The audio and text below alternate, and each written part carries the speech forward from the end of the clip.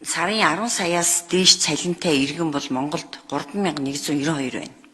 За 180-аас дээш бол 3158 байна. Тэгэхдээ энэ нь давхарцсан тоо гэж байгаа. Цалингийн орлогоо суутганаар татврын орлогыг бүрдүүлж байгаа нь 1.9 их найд байхгүй юу? 81%.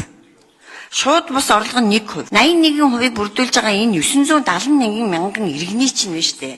53%-ийн цалин 2 саяас доош орлоготой байхгүй юу? 2 саяас.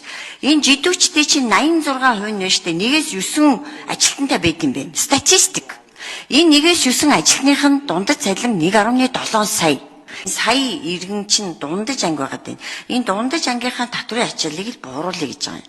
Тэгэхээр магадгүй тэр нэг 3 юм уу 4 юм уу 5 мянган иргэн ч юм уу эсвэл нэмээд одоо таны санаа зовж байгаачлан тэгээ одоо бусад одоо энэ бизнесмэнүүд ингээд орлогоо цалингаар аваад байна гэдэг ийм зовнил байгаа бол одоо ажлын хэсэг энэ дээр бол бас маш сайн судалгаа гаргаж болно. Тэгээ шаталтай байх юм бол гол тэр 10 саяас доош татвар төлж байгаа 1 сая иргэн дээрээ 1% байлгаад за тэрнээс дээш одоо мэдээж татврын үндсэн 4-5 зарчмын нэг бол тий шудраг байх гэж байгаа л да. Гэтэ энэ шудраг байх гэдгийг зөвхөн энэ өндөр орлоготой иргэдээс л ерөөсөө асар ихээр татвар авах хэрэгтэй гэдгээр л ганцхан ойлгоод байгаа байхгүй ганцхан тэрүүгээр ерөөс энэ нэг хідэн юмнууд баяжчих гад байна. Энэ баяжж байгаа нөхдүүд ерөөсөө татврын хөнгөлөлтөнд хамрагдах гад байна гэл ингээд байгаа юм л та. Тэгээ яг тэр баян хүмүүс чи шал өөр амьдэрдэг.